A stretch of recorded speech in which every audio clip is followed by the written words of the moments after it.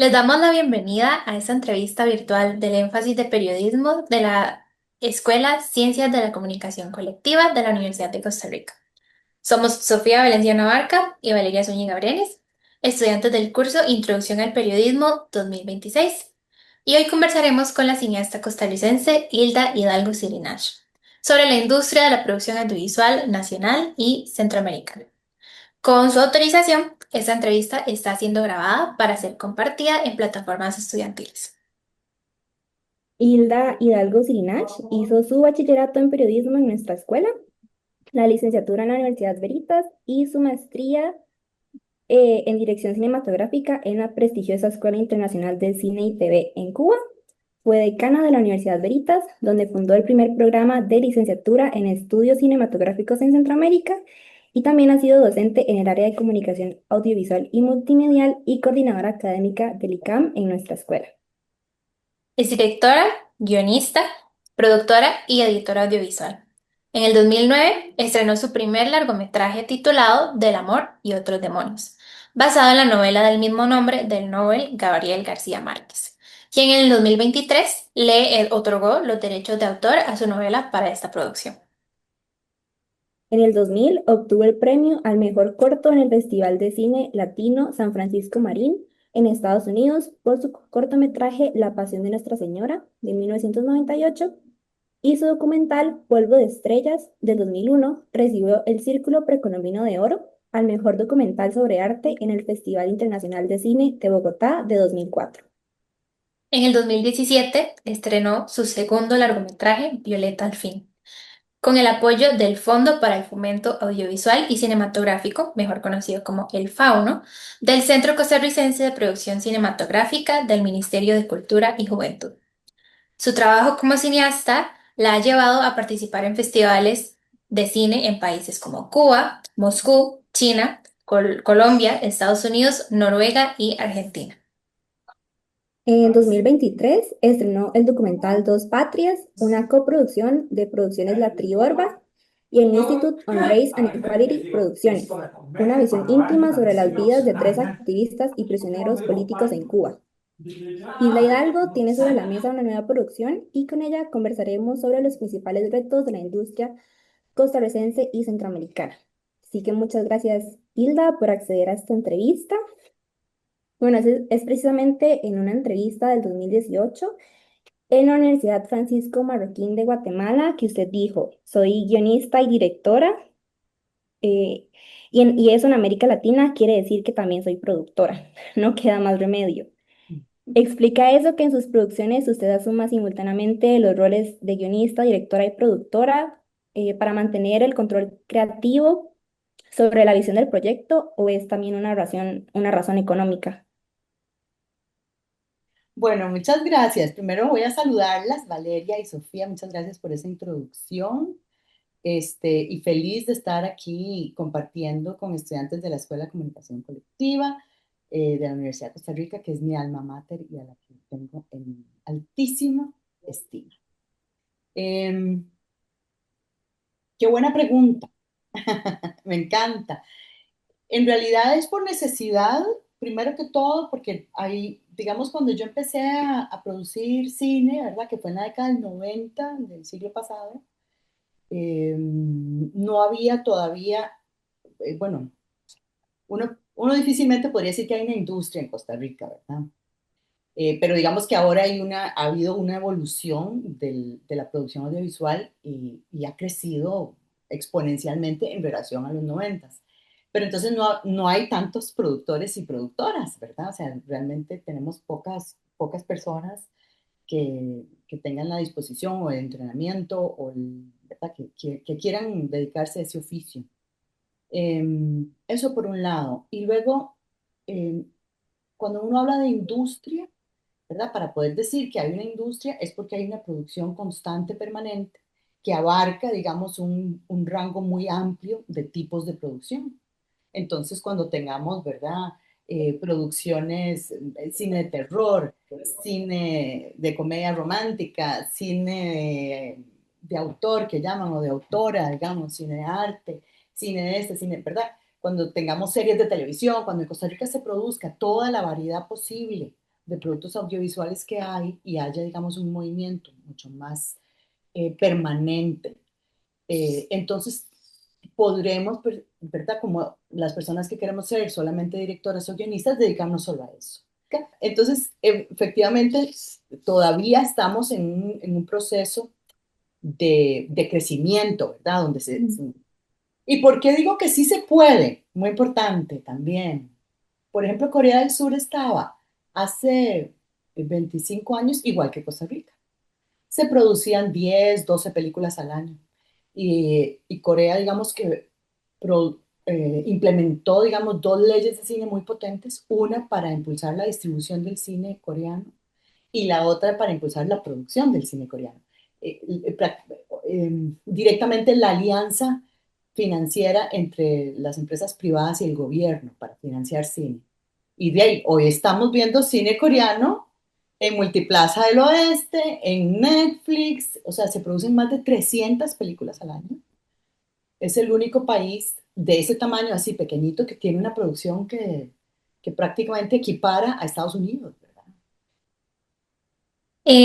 Sus dos largometrajes, Del amor y otros demonios y Violeta al fin, se hicieron en contextos tecnológicos y de financiamiento muy distintos. Este año han batido récords de recaudación en salas dos películas de veinteañeros youtubers que superaron a Star Wars y The Mandalorian en Global. Se trata de Backrooms, dirigida por Kane Parsons, que recaudó en 3 días 81,4 millones, y Obsession de Curry Baker, que costó 10 millones y ya se ha alzado con 26,4 millones de dólares. ¿Qué le dice todo esto sobre el futuro de la industria? A ver, yo pienso, es muy importante, ¿verdad? Porque dijiste, la película costó 10 millones de dólares. Ujú. Y ahí empezamos, ¿verdad? Digamos, tenemos como un rango muy amplio en producción audiovisual. Antes, cuando era solo cine, era casi que todas las producciones tenían que ser muy caras porque realmente el medio era muy caro. Pero después que entra la digitalización, y podemos hacer una película con muy poco dinero. Hay que tener cuidado con eso porque hay gente que dice, es que mi película costó $5,000. Y uno dice, bueno, porque no le pagaste a nadie. O sea, si vos obligas a la gente a trabajar de gratis, pues claro, la película no cuesta nada. Pero digamos que si ya tenés una película que cuesta, ¿verdad? Básicamente vos puedes hacer cine de entre 0 y 1 millón, $2 millones y estás en un rango. De 2 millones a 10 millones es otro rango. De 10 millones a todavía a 25 es otro rango. Y ya luego las que cuestan mucho más de 25. Entonces hay toda esa diversidad, pero hay una estadística que es clave, me parece a mí, y es la siguiente: las películas que logran una taquilla millonaria en el mundo están invirtiendo en promedio, esto es lo que dicen los estudios, 3 veces el costo de producción. O sea, en mercadeo, una película que cuesta 50 millones va a invertir 150 millones, ¿verdad? En publicidad, en mercadeo, en colocarse en los lugares. Y yo me acuerdo cuando estrené Del amor y otros demonios, que es una película dentro de ese rango tan millonario, muy pequeño, aunque es la más cara que se había hecho en Centroamérica en ese momento. Se estaba estrenando Valiente. ¿Se acuerdan de ese dibujo animado que era una chiquita pelirroja también? Bonita, que en ese momento estaba pequeña. Decía, es que la suya también tiene un personaje pelirrojo, pero no aparece por ningún lado. Vea, Valiente está en vallas, está en McDonald's, la llevan a la escuela, los afiches están en no sé dónde, está aquí, y está en periódico, y la suya por ningún lado se ve. Y claro, ¿verdad? La inversión millonaria que implica estrenar Valiente es, ¿verdad? Es además en el mundo entero, o sea, se está invirtiendo esos millones en todas las plataformas, ¿verdad? Entonces, eh, hay una relación directa, obviamente, entre ese mercadeo, esa publicidad y lo que finalmente se logra recuperar como, ¿verdad?, de la inversión hecha. Ujú.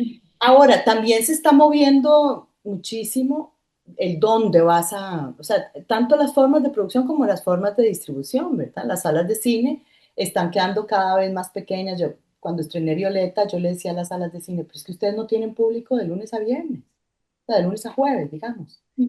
dos, tres personas en una sala. Entonces dejen a Violeta, que de por sí mi público quiere ir al cine entre semana, ¿verdad? Mi público no son, digamos, del público de Violeta, al fin, no serían los adolescentes, que son los que llenan los cines los fines de semana, ¿verdad? Entonces uno dice, va evolucionando muchísimo el cómo se consumen estos productos, ¿verdad? Las salas de cine se han ido teniendo que adaptar porque digamos, las plataformas digitales con una fuerza monumental, ¿verdad? No solo Netflix, muchas otras plataformas. Obviamente Netflix tiene monopolio, pero ¿de quién va a querer salir de la casa al cine? No, no todo el mundo. O sea, mucha gente va a preferir ver todo en su Ujú. computadora, en su casa, ¿verdad? Es otra manera de consumir. Este, también está como esta idea de que que pienso yo, ¿verdad? Eh, a ver, que el Internet permite, digamos, una especie de democratización, tanto de la producción como de la distribución. Y en cierto modo, sí, o sea, yo puedo hacer todos los videos que me dé la gana y subirlos. Y entonces ya me convertí en productora audiovisual. ¿Verdad? O sea, todos tenemos un teléfono, todos tenemos una cámara, o sea, todas las personas pueden filmar, producir, o sea, hay una sobreproducción de contenido y llenamos ¿verdad? Las redes y el internet con nuestras producciones. Ahora, no necesariamente nos van a ver, ¿verdad? No necesariamente yo voy a tener los millones de público que uno quisiera tener, ¿verdad? Eh, bueno, no sé si todo el mundo quiere tener millones de público, pero sí que el gran reto, para volver un poquito al tema de Centroamérica, el gran reto que tenemos en nuestra región es que nos vean, ¿verdad? Es que haya espacios de distribución. Digamos en Costa Rica, no sé si ustedes alguna vez han visto una película panameña, por ejemplo, o nicaragüense, y las hay. Ujú. Sí se producen películas en Panamá y Nicaragua, pero no las vamos a ver nunca aquí. Y están ahí nomás, son los vecinos. ¿Verdad? Hay un monopolio de qué se ve, hay un monopolio de quién produce con esos niveles de los 10 millones y hay un monopolio respecto a quién va a poder distribuir eso que se produce. Ujú. Me estaba surgiendo como, por eso que estaba mencionando, como cómo podemos empatar o hacer esas adaptaciones para fortalecer precisamente como nuestra industria costarricense y centroamericana. Ahora que menciona que y tenemos internet a nuestro favor, pero también tal vez a partir de políticas públicas, como en el caso de Corea, eh, ¿cómo ve usted ese panorama posible actualmente, verdad? Sí, sin duda alguna, a mí parece que tiene que haber una voluntad política, ¿verdad? Una voluntad de los gobiernos de modificar las condiciones que hay y que además es conveniente.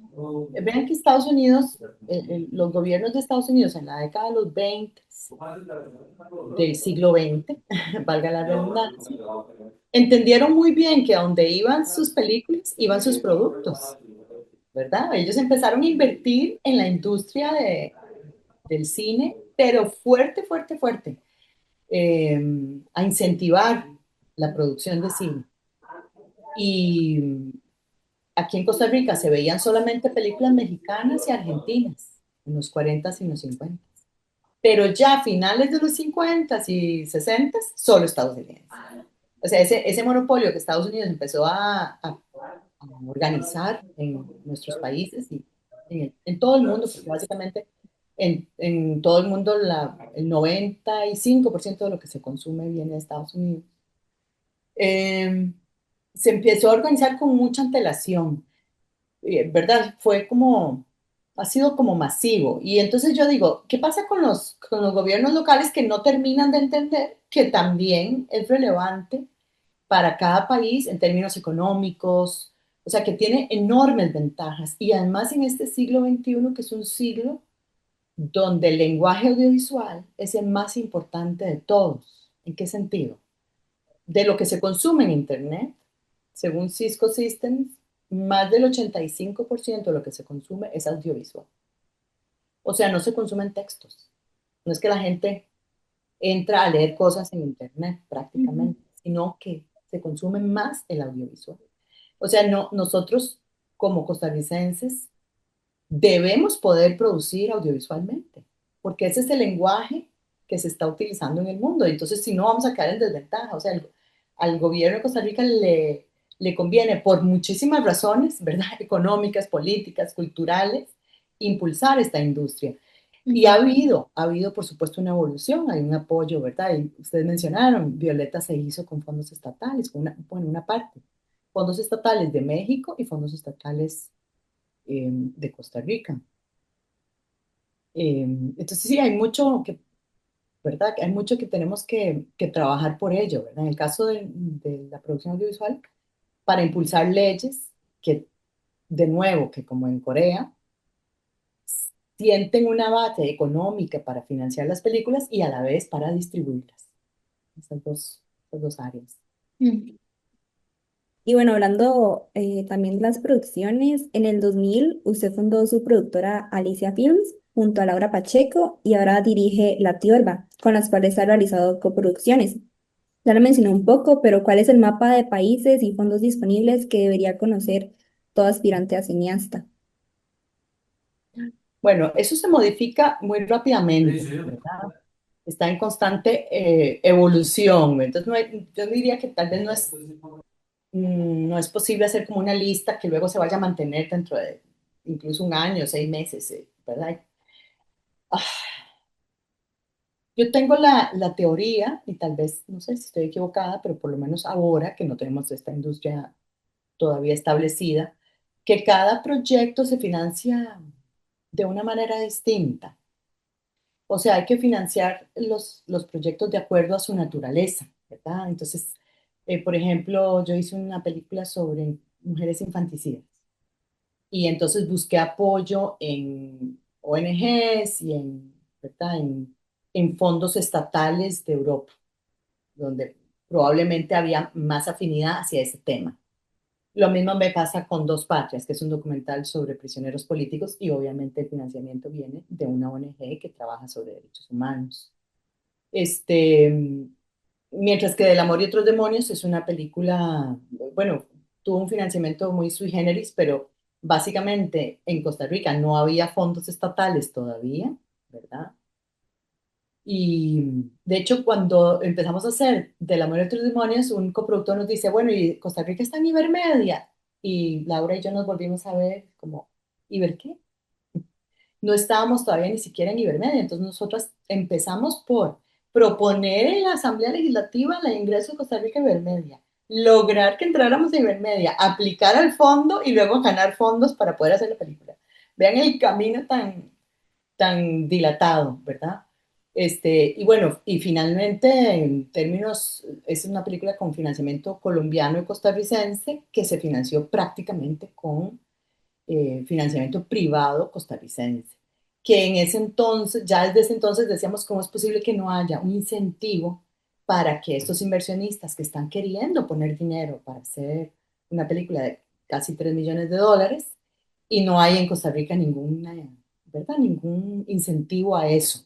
A eso me refiero yo con que si el gobierno quiere de verdad incentivar una industria, entonces tiene que dar, ¿verdad? Incentivos fiscales, por ejemplo, a inversiones altas, porque además el cine genera trabajo, ¿verdad? Genera puestos de trabajo, genera un encadenamiento de producción, que si contratas hoteles, que si contratas alimentación, que si contratas esto, ¿verdad? Cuando en los lugares donde se filma una película, sin duda alguna se deja una inversión alta, gracias al rodaje de la película.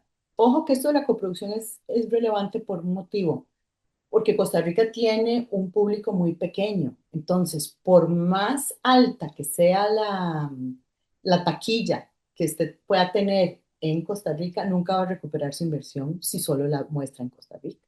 Entonces, esa necesidad de buscar fondos en otros países, como con Violeta, que la mitad de la película la conseguimos con fondos mexicanos, o con Del Amor, que la mitad de la plata venía de fondos colombianos, tiene también otra motivación, no solamente por el dinero, sino porque es ese público que luego yo quiero también obtener, ¿verdad? Tener esos espacios de distribución que me va a permitir la coproducción. Entonces creo que necesariamente hay que pasar por ahí para poder producir en Centroamérica y obviamente en Costa Rica también. En el marco de la Ley de Atracción de Inversiones Fílmicas, ¿frente a cuáles mercados compite nuestra industria?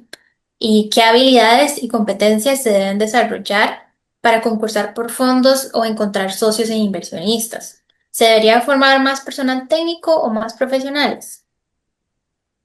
Ok, son dos preguntas. A ver, vamos por partes. Ujú. La primera pregunta, ¿no? ¿Con quién competimos a la hora de atraer filmaciones extranjeras a Costa Rica? Bueno, competimos obviamente con países que tienen leyes más robustas, eh, que ofrecen mejores incentivos, porque ahí es como, ¿verdad? La ley del mercado, ¿quién me ofrece más? Entonces, Dominicana tiene, creo que un tax return alto, no sé si del 30%. Colombia, Panamá tiene un tax return también. O sea, ¿verdad? Que si vos filmas ahí te devuelven todos los impuestos, un porcentaje de los impuestos. Y el de Costa Rica creo que está en el 10% o el 11%, no me acuerdo. Entonces, bueno, competimos con países que tienen, que ofrecen este tipo de locaciones, ¿verdad? De bosque tropical, de playas, ¿verdad? De volcanes, pero que tienen una devolución de taxes mayor. Ahora, ¿qué pasa? En Costa Rica vos encontrás personal técnico de muy alta calidad. Porque la industria de la publicidad audiovisual, si bien no había, ¿verdad? No ha habido todavía una industria audiovisual completamente consolidada, se producen aquí comerciales de televisión desde la década de los 90 e incluso los 80 del siglo pasado. Entonces se ha ido entrenando personal top, ¿verdad? Que es gente que sabe hacer desde arte, desde iluminación, desde gripería, esto y lo otro. Por ejemplo, que no encontrás en Dominicana. Entonces, si vos vas a llegar a filmar una película, vos querés contratar, no sé, 40, 50 personas, es una película grande, y acá ya teníamos personal entrenado, mientras que en Dominicana no, ¿verdad? O, por ejemplo, el nivel de inglés que manejan en general la gente en Costa Rica, la facilidad de las carreteras, ¿verdad? Son como muchas consideraciones que puede tener una compañía productora o varias compañías productoras que decidan, prefiero ir a Costa Rica que a Dominicana, ¿verdad? O por ejemplo por la seguridad, tal vez no me gusta Colombia porque hay que reforzar demasiado, hay que invertir mucho en seguridad, que Colombia por supuesto sí tienen personal también entrenado. Ahora Dominicana, desde que pasó esa ley de ellos, que creo que la ley de ellos es del 2012, entonces de ese entonces para acá empezó a invertir en formación digamos, de personal técnico, ¿verdad? Entonces yo sí, pues, obviamente que la formación de personal técnico es deseable en cualquiera de nuestros países, pero yo siento que eso viene, digamos, como resultado de que se produzca mucho, ¿verdad? Si mejoramos las condiciones de producción, si por ejemplo la ley de Corea lo que planteaba en términos de producción es que permitía que las empresas privadas y el gobierno formaran fideicomisos mixtos que invirtieran en cine. Entonces vamos a ver, yo pongo $5 millones, ustedes ponen $5 millones, tenemos $10 millones y vamos a producir películas en el 2027. Vamos a producir 5 películas. ¿Cuáles vamos a producir? Vamos a producir películas que van a venderse, vamos a hacer Train to Busan, que es la película de zombies más linda del mundo, que es muy interesante, ¿verdad? Que se convirtió en un blockbuster tanto dentro de Corea como afuera. Yo la fui a ver a Plaza del Oeste, por eso siempre pongo ese ejemplo. Pero también como hace Corea, también vamos a producir la película de este director que tiene una mirada muy especial que ganó Cannes. Entonces, el mismo fideicomiso produce, ¿verdad? Una serie de productos muy diversos y empieza a recuperar inversión, ¿verdad? Entonces, como un círculo, como una bola de nieve. Si nosotros ampliamos la, l- la diversidad y la cantidad de la producción, le damos a las y los técnicos y a las y los artistas, a las y los actores costarricenses la oportunidad de foguearse. Bueno, sus temáticas y guiones muestran una mirada aguda investigación sobre el contexto y que tocan sus trabajos. ¿Ha influido su formación como periodista en su producción tanto documental como cinematográfica? Oh, pero al 100%. al 100%, ¿verdad? Yo estudié periodismo en la escuela de ustedes. Y muy rápidamente me di cuenta que tal vez el periodismo no era lo mío, ¿verdad? Me mandaban a cubrir Asamblea Legislativa, yo volvía así, yo, oh no, esto realmente no es lo mío. Eh, pero sin duda alguna fue esa formación que además en la Escuela de Comunicación realmente tiene un énfasis muy, muy importante en investigación, ¿verdad? Una, una parte, digamos, muy fuerte teórica y de investigación y que eso me, ¿verdad? Yo siento que me dio la base para luego todo mi trabajo, tanto en documental como en ficción, ¿verdad? Yo cuando fui a hacer Del amor y otros demonios, yo no sabía nada del siglo XVIII, muy poquito, ¿verdad? Lo que te enseñan en la educación tradicional sobre la colonia es, no voy a decir falso, para no ser tan salvaje, incompleto, sin duda alguna. Entonces empecé por investigar, o sea, yo dije, yo tengo que formarme porque esto yo no, o sea, no voy a hacer una película sobre que transcurre en el siglo XVIII sin saber nada sobre cómo era la Cartagena del siglo XVIII. Y ahí se me presentó una oportunidad realmente fabulosa porque no teníamos dinero en esa etapa todavía de desarrollo y me llega una invitación, no les miento, que decía, un beca para la Escuela de Verano de Cartagena para estudiar la historia de Cartagena del siglo XVIII en arquitectura, gastronomía, literatura. Y entonces pasé 3 meses estudiando desde la gastronomía hasta la literatura, pasando por la arquitectura, por la política, por toda la historia de Cartagena. Fue maravilloso. Pero sí, la investigación forma parte de todo. Es que yo pienso que el otro día le decía a una, por cierto, a una estudiante, colega de ustedes, que nuestra vida, digamos que nuestro acervo más importante como comunicadoras o artistas es lo que hemos vivido, ¿verdad? Porque lo que ha vivido Sofía, lo que ha vivido Valeria en su vida, es el acervo más relevante que tenés, tanto para producir periodismo como para producir arte, para producir comunicación. O sea, es esa, es, ¿verdad? Mi conexión con el mundo y lo que mi historia personal es un acervo muy relevante que siempre va a estar ahí presente y se va además a trasladar a cualquier cosa que yo produzca. Sin embargo, no podemos quedarnos ahí, también hay que investigar. O sea, también yo tengo que decir, es que a mí me interesan estos temas, ¿verdad? Y yo puedo entender, me interesan estos temas porque tengo este pasado, porque veo el mundo de esta manera. Pero bueno, voy a investigar a ver qué me encuentro, ¿verdad? A ver si lo que yo estoy sospechando, confirmar si eso es así o no. Los documentales antes eran un producto más que todo de festivales. Pero ahora en las plataformas de streaming están multiplicando audiencias. ¿Cómo podría la industria local aprovechar esas oportunidades? Es interesante eso que decís. Los documentales son géneros que en realidad no solamente en festivales han existido. Digamos, en Alemania hay canales que solo muestran documentales desde hace 40, 50 años, ¿verdad? O en Francia.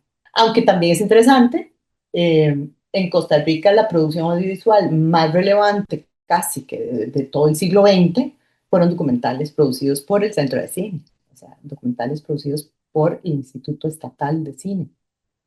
Eh, es, no es casual, porque es un género, o sea, si yo voy a aprender el lenguaje audiovisual, me es más fácil producir un documental que una ficción, ¿verdad? Siempre va a ser más fácil. Más fácil, ojo, el documental puede ser un género muy complejo y muy sofisticado, pero en términos técnicos, producir un documental es más accesible, ¿verdad? Eh, pero sí es cierto que las plataformas vinieron a darle, ¿verdad? Como un espacio a ese género como tal. Ahora bien, hay que tener cuidado porque la mayor parte de las plataformas entienden el género documental casi como algo muy periodístico o como muy amarillista. Estoy generalizando, no todo, no siempre son así, pero como que abunda un tipo de mirada. ¿verdad? Y el género documental es mucho más amplio. Hay documentales en donde la persona que está haciendo el documental, la o el documentalista, forma parte de la historia. Hay otros documentales en donde se busca más un retrato más filosófico, más abstracto de eso que se está estudiando. Hay otros documentales donde los que están siendo estudiados hacen la película, ¿verdad? O sea, hay una diversidad tan enorme en ese género que yo creo que es uno de los géneros más ricos, ¿verdad? Para países como los nuestros, porque también son presupuestos más bajos. Hacer un documental siempre va a tener un presupuesto más bajo que hacer una serie de televisión. Puede ser muy, muy caro. Eh, entonces, yo diría que tenemos que fortalecer el género documental en la Escuela de Comunicación Colectiva, por ejemplo. ¿Verdad? Que se están haciendo muchos documentales muy lindos, por cierto, pero hay que fortalecerlo porque ese género, además es un retrato, ¿verdad? Permite, digamos, a las personas de un país verse retratadas, ¿verdad? Verse ahí como reflejadas. Eh, Tiene un valor histórico muy importante también. Pero ahora hay youtubers haciendo cine y con mucho éxito.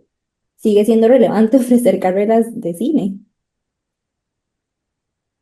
Mira, yo creo que sí, porque eso es como, a ver, incluso uno puede decir, ah, bueno, yo ya puedo hacer toda la película en mía. Yo siempre le digo a mis estudiantes, sí, ustedes pueden ir y aprender exactamente lo mismo que estamos viendo en esta clase por su cuenta, en internet y haciendo videos en la casa, o sea, sin duda alguna. La mayoría de los cineastas costarricenses eran autodidactas en el siglo XX, ¿verdad? Pero qué ventaja tiene que me den la información ya sistematizada, ya. Y no solo eso, hay otra cosa muy interesante que dan las universidades y que dan el estudio sistematizado, y es la generación, la conexión con ese grupo generacional. La persona que financió Dos Patrias, ¿verdad? Digamos, la ONG que financió Dos Patrias, el director era compañero mío en la Escuela de Comunicación Colectiva. Entonces, sí, un youtuber solito puede generar, obviamente, mucho material y mucha producción, pero si quiere llegar a otro nivel, o si, ¿verdad? Es que va a depender también de lo que uno quiera producir, ¿no? ¿Qué es lo que, y de por qué lo quiere producir? Que yo pienso que es la pregunta más interesante que uno se puede hacer si quiere convertirse en productora o productora audiovisual. ¿Para qué? Quisiera retomar rápidamente Pero, porque realmente nos estamos enfrentando a un momento de la historia de avances tecnológicos cada vez más acelerados por el crecimiento tan acelerado de la inteligencia artificial y cómo se ha insertado en muchísimos ámbitos laborales. Incluso dentro del área de la comunicación, que es cada vez una herramienta más presente. ah, Entonces, yo quisiera saber si usted siente que la inteligencia artificial en el área de la producción audiovisual y la producción de cine es una herramienta que se podría utilizar y si sí, ¿en qué se podría utilizar? O si más bien representa un riesgo tanto laboral para las personas como más del lado artístico. Sofía, creo que tenés razón. Es un riesgo y es una herramienta. Y más cosas aún, ¿verdad? Por supuesto que la inteligencia artificial es una herramienta y es muy valiosa. O sea, nos va a permitir resolver cosas ¿verdad? Que a veces tomaba muchísimo tiempo de hacer. Entonces, en todas las áreas, bueno, obviamente te estoy hablando de áreas de comunicación, de arte, la vamos a poder utilizar como una herramienta. Pero es ingenuo pensar que solo es. Entonces, no se puede, digamos, pienso yo, ni satanizar, ni tampoco tener la ingenuidad de decir, ah, no, es solamente una herramienta. Bueno, en muchos países se ha criticado que el cine no muestra la diversidad cultural y política de las sociedades que representa. ¿Cómo podría el cine costarricense ser tanto universal como inclusivo, crear ese balance? Ok, hay algo muy importante en lo que estás diciendo. El cine en Costa Rica lo hacen josefinos, prácticamente, blancos. ¿verdad? Eh, mm, Necesitamos que hagan cine las personas que no son de San José y que no son blancas. Por ejemplo, ¿verdad? O sea, ¿por qué es que no hay? Y por eso, digamos, es importante, a mí me parecería importante que haya una escuela de cine. No solamente porque el arte de narrar se puede enseñar y se debe enseñar, sino para darle oportunidad a todas esas otras voces que no la tienen, no tienen la oportunidad, ¿verdad? Por más internet y por más baratos que sea filmar con el celular y todo lo que vos quieras, no están teniendo acceso a narrar el mundo desde su punto de vista, ¿verdad? Por más que yo lo intente, yo no voy a poder representar a todo Costa Rica, yo represento quién soy solamente, ¿verdad? Aunque yo investigue, aunque yo estudie, aunque yo tenga empatía, aunque yo pueda, no es lo mismo que yo le dé la cámara a una mujer de un territorio bribri y le dé el dinero y los recursos y le enseñe a hacer películas a que la haga yo, que siempre va a ser distinto, siempre va a ser otra mirada, ¿verdad? Entonces, en Costa Rica no vamos a tener diversidad hasta que no estén produciendo todas las personas que deberían estar produciendo, toda la diversidad de personas que viven en Costa Rica, ¿verdad? Y luego hay que tener cuidado con esto de lo universal. Yo siempre he sentido que mientras más personal una historia, más local y más enfocada, es más universal, ¿verdad? Cualquier cosa que uno produzca se puede convertir en algo universal si tiene profundidad humana, porque somos los mismos en Asia, África, América Latina, ¿verdad?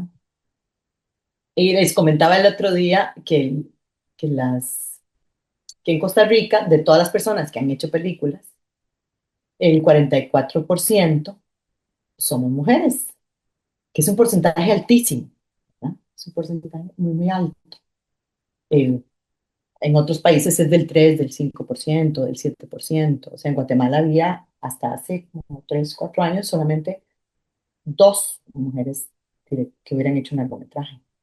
Durante años hubo solo una. Y en ese entonces había 2, ya era un poquito más. Eh, pero en Costa Rica el 44% somos mujeres. Entonces uno dice, wow, qué cosa tan increíble, ¿verdad? Sin embargo, esa misma estadística se puede ver y se puede leer desde otro, porque eso pasa con las estadísticas, las puedes leer desde otro montón de lugares, y resulta que en promedio una mujer costarricense hace 1 o 2 películas, mientras que los hombres hacen de 4 o más. Esas mismas, ¿verdad? Esos mismos costarricenses que ya son unos privilegiados, que son los blancos privilegiados de San José, les digo yo, ¿verdad? O sea, ya por sí hay un privilegio. Pero encima, dentro de ese privilegio, los hombres tienen el doble de privilegio, porque hacen 4, 5, 6 películas, mientras que las mujeres hacemos 1 o 2. Claro. Pero bueno, Muchas muchas gracias. gracias a la cineasta costarricense Hilda Hidalgo Sirinash por compartirnos su visión sobre los retos y acciones que requiere la industria de la producción audiovisual. Esta ha sido una entrevista del énfasis de periodismo de la Escuela de Ciencias de la Comunicación Colectiva de la Universidad de Costa Rica. Somos Valeria Zúñiga Brenes y Sofía Valenciano Abarca, estudiantes del curso de Introducción al Periodismo 2026. Muchas gracias por acompañarnos.